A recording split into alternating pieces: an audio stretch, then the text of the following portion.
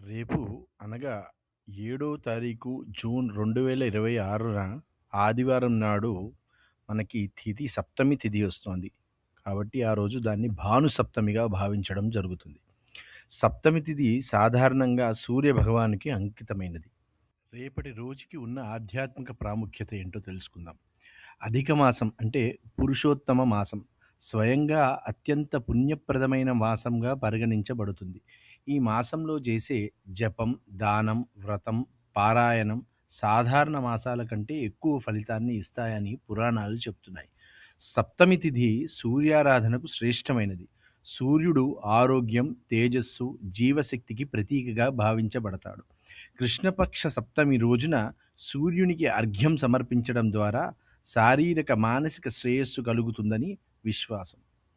ఈ రోజున ఆస్తికులు చేయవలసినటువంటి ఆచరణలు ఏమిటో చూద్దాం.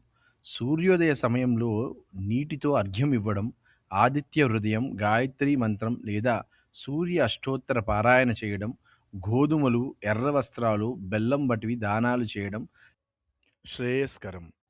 ఈ విషయాన్ని మీకు ఆత్మీయులైన వారికి కూడా తెలియజేసి, ఆ సూర్య భగవానుని కృపా కటాక్ష వీక్షణలకు పాత్రులవుతారు అని భావిస్తూ, ఈ వీడియోని వారికి కూడా షేర్ చేయండి.